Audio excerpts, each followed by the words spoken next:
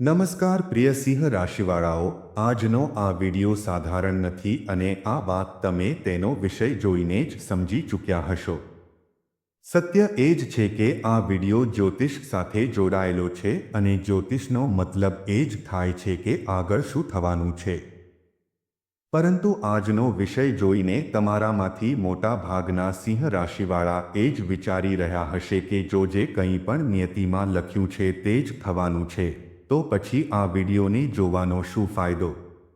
અને ઈમાનદારીથી કહું તો તમારી આ વિચારસરણી પૂરી રીતે ખોટી પણ નથી, કારણ કે જે નિયતિમાં લખ્યું છે તેને કોઈ ઇન્સાન નથી બદલી શકતો.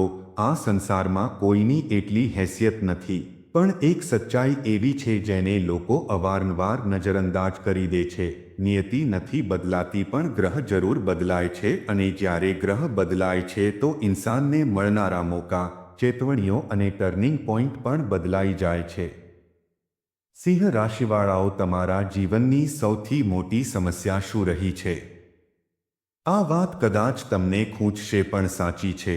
તમે ત્યાં સુધી નથી બદલાતા જ્યાં સુધી જિંદગી તમને મજબૂર ન કરી દે.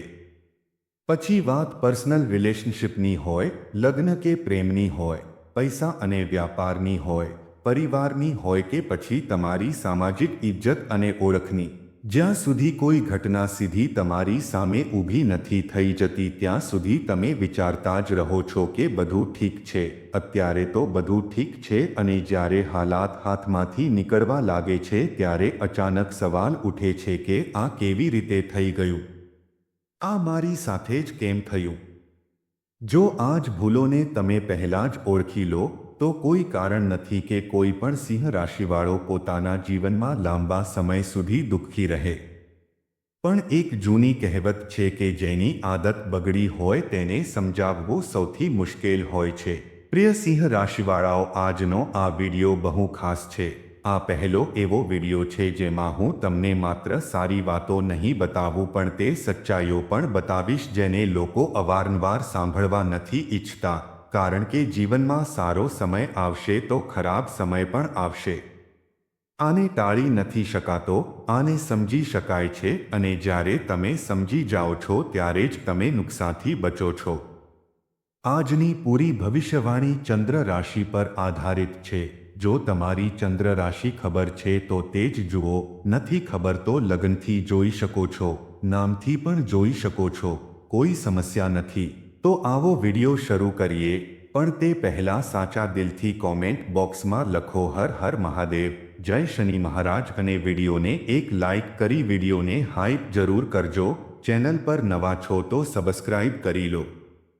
હવે વાત શરૂ થાય છે વર્ષ 2023થી, જ્યારે તમે ધીરે ધીરે તમારી જિંદગીમાં એક ઊંડા કમ્ફર્ટ ઝોનમાં ચાલ્યા ગયા. લોકોથી મળવાનું ઓછું થઈ ગયું, દુનિયાથી જોડાણ ઓછું થઈ ગયું અને તમે ખુદને એક સીમિત દાયરામાં સ્થિર કરી લીધા.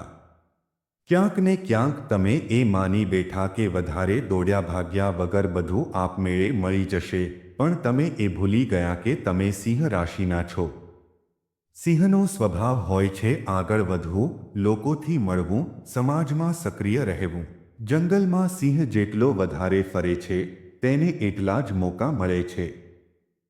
પણ તમે શું કર્યું? તમે તમારી જિંદગીને બેલેન્સ સમજીને હકીકતમાં ઠહેરાવમાં નાખી દીધી અને અહીંથી જ તમારા સમયની દિશા ધીરે ધીરે બદલાવાની શરૂ થઈ ગઈ. 2011થી 2023 સુધી તમે અસાધારણ મહેનત કરી, આ સાચું છે.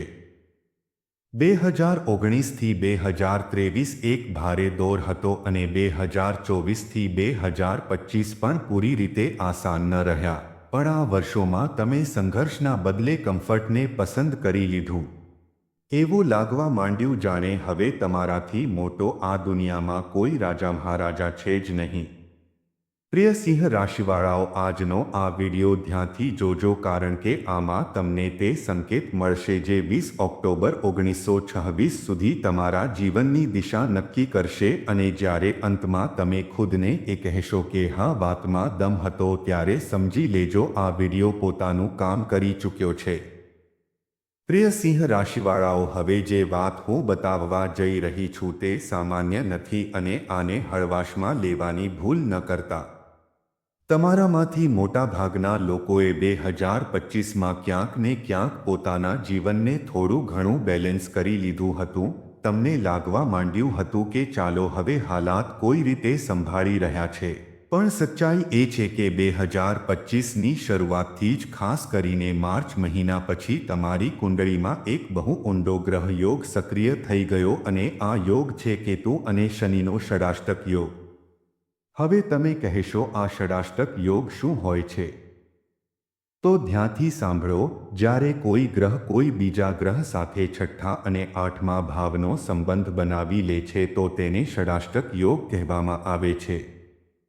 સીધી ભાષામાં કહીએ તો જો કોઈ ગ્રહ લગ્નમાં બેઠો હોય અને બીજો ગ્રહ તેનાથી આઠમા ભાવમાં ચાલ્યો જાય કે કોઈ ગ્રહ પાંચમામાં હોય અને બીજો 12મામાં તો છઠ્ઠા અને આઠમા ભાવનો ટકરાવ બની જાય છે. આ જ યોગને જ્યોતિષમાં ઘણી જગ્યાએ કૌર યોગના નામે પણ ઓળખવામાં આવે છે. નામ ભલે જે પણ હોય પણ આની અસર બહુ ઊંડી હોય છે કારણ કે છઠ્ઠો ભાવ રોગ, ઋણ અને શત્રુનો હોય છે અને આઠમો ભાવ કરજ, દુર્ઘટના, માનસિક ઉથલપાથલ અને જીવનના અચાનક બદલાવોનો. જ્યારે આ યોગ જન્મ કુંડળીમાં કે ગોચરમાં બને છે તો ઇન્સાનનું જીવન સીધી રીતે હલી જાય છે. હવે તમારી સ્થિતિ સમજો. 20 માર્ચ 1925થી કેતુ તમારી લગ્ન રાશિ સિંહમાં આવી ગયા અને શનિ ચાલ્યા ગયા મીન રાશિમાં જે તમારી કુંડળીનો અષ્ટમ ભાવ બને છે. અહીંથી આ ષડાષ્ટક યોગ તેજીથી એક્ટિવ થઈ ગયો અને આનું પરિણામ તમે પહેલા જ જોઈ ચૂક્યા છો. 2025માં કરજ વધ્યું, ખર્ચ વધ્યો, કામ પર પૂરો ફોકસ ન રહ્યો. તમે કમ્ફર્ટ ઝોનમાં જીવતા રહ્યા પણ ન નોકરીમાં ઠોસ તરક્કી થઈ ન વ્યાપારમાં કોઈ મોટી ગ્રોથ. હવે હાલત એ છે કે તમે ખુદને પાણી વગરની માછલી જેવું મહેસૂસ કરી રહ્યા છો. કરજ એટલું વધી ગયું કે સમજાતું નથી કોની પાસે મદદ માંગીએ. ઇજ્જત પર અસર પડી રહી છે અને દિમાગમાં દરેક સમયે એક જ સવાલ ઘૂમી રહ્યો છે, હવે શું કરીએ? પરિવાર હોય, નોકરી હોય કે વ્યાપાર, દરેક સેક્ટરમાં દબાણ મહેસૂસ થઈ રહ્યું છે. હવે અહીં એક બહુ જરૂરી વાત સાંભળો. જ્યોતિષ શાસ્ત્રમાં મેં આ યોગ પર બહુ ઊંડું રિસર્ચ કર્યું છે. આ જ કારણે મેં 2 દિવસ સુધી કોઈ વિડીયો અપલોડ ન કર્યો અને રિસર્ચમાં એક વાત સાફ નીકળીને આવી કે જ્યારે ષડાષ્ટક યોગ મિત્ર ગ્રહો વચ્ચે બને છે તો આ યોગ પૂરી રીતે નકારાત્મક નથી રહેતો.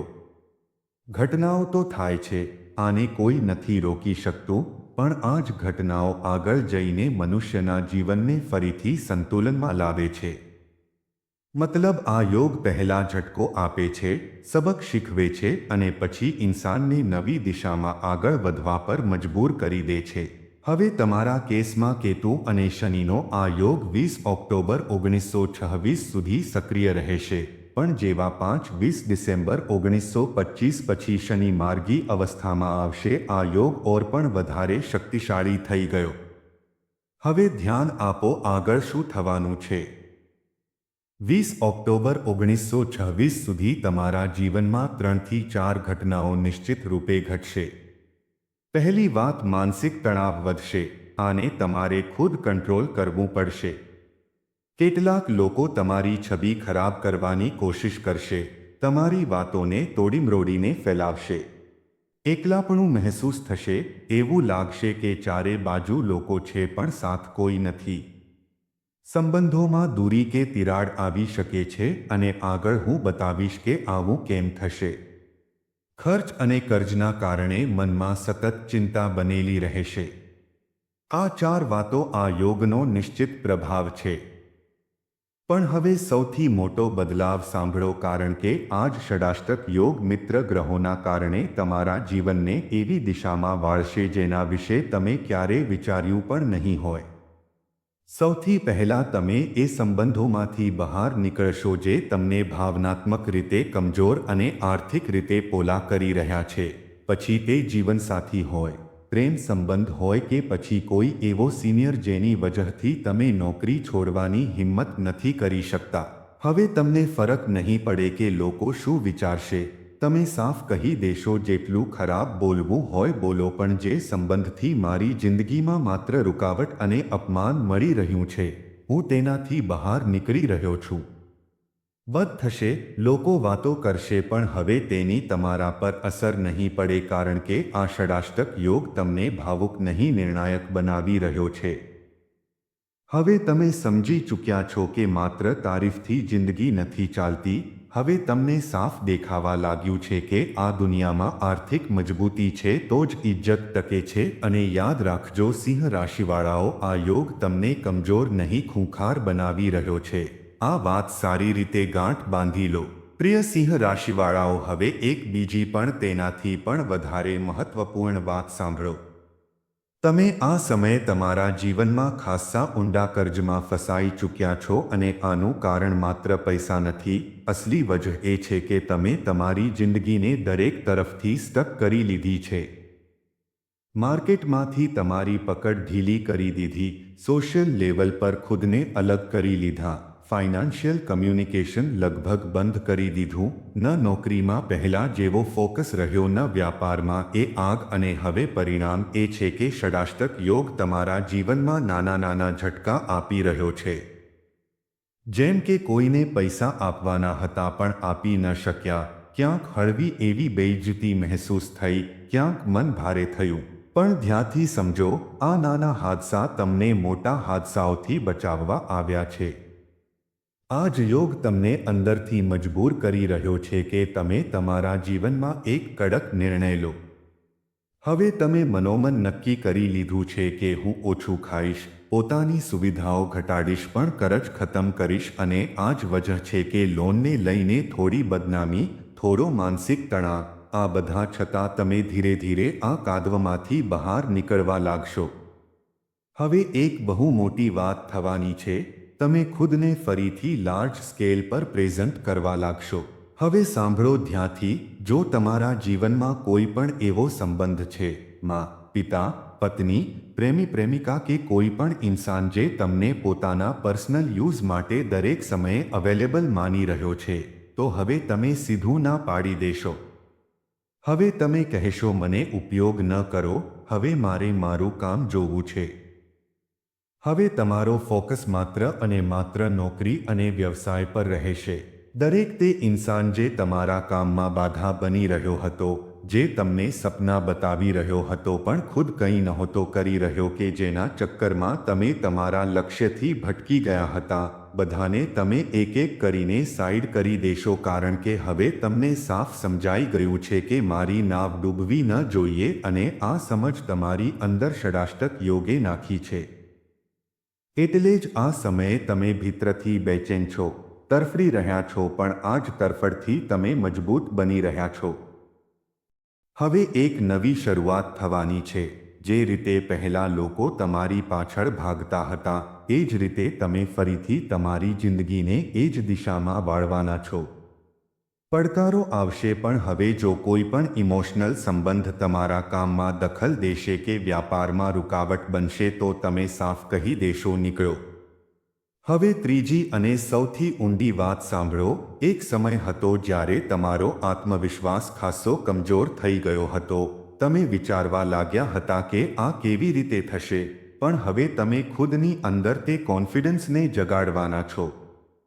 તમે નક્કી કરશો કે કયો મુકામ મારે ખુદ હાંસલ કરવો છે. હવે જરા જ્યોતિષની ઊંડાઈ સમજો. અહીં કેતુથી શનિનો અને શનિથી કેતુનો ષડાષ્ટક યોગ બની રહ્યો છે. કેતુ તમારા જૂના કર્મોનો સંકેત છે અને શનિ તમને કર્મ કરવાની અલૌકિક શક્તિ આપે છે. આનો અર્થ સાફ છે, જે ભૂલો તમે જૂના કર્મોમાં કરી, જરૂરત કરતાં વધારે લોન લેવી, દેખાડા માટે ઓકાતથી મોટા બનવું, ખોટા સંબંધોમાં ફસાવું, ફાલતુ ઇમોશનલ કનેક્શન, હવે તમે એક એક કરીને આ બધાથી બહાર નીકળશો. કોઈ સંબંધ હવે તમારા કામથી ઉપર નહીં હોય. બાળકો હોય, પત્ની હોય કે પિતા પક્ષ, હવે પ્રાથમિકતા માત્ર કામ હશે. તમે એ લોકોથી પણ દૂરી બનાવી લેશો જેમની વજહથી તમે આ સ્થિતિમાં પહોંચ્યા. હવે તમે ભીડથી અલગ ચાલવા લાગશો. નવી વિચારસરણી, નવી રણનીતિ અને કેટલાક મામલામાં જૂની કંપની કે જૂના કામને ફરીથી શરૂ કરશો. પહેલાં જ્યાં અહંકાર આડે આવી રહ્યો હતો, હવે તમે થોડું ઝૂકશો, ક્રોધ અને ઈગો ઓછો કરશો. જૂના સારા કસ્ટમર, જૂના ભરોસાપાત્ર લોકો એમની સાથે ફરીથી કનેક્ટ કરશો. જે કામને તમે મરેલું માની લીધું હતું એ જ કામ ફરીથી જન્મ લેશે. આની સાથે સાથે જે પાર્ટનરશિપ તમારું શોષણ કરી રહી હતી, જ્યાં તમને દબાવવામાં આવી રહ્યા હતા, તેનાથી તમે પૂરી રીતે બહાર નીકળશો. કાનૂની અડચણો જે બનેલી હતી, ષડાષ્ટક યોગ ધીરે ધીરે તમને તેમાંથી પણ બહાર કાઢી દેશે. વિવાહ અને સાચા સંબંધોની દિશામાં તમે આગળ વધવા લાગશો. હર હર મહાદેવ.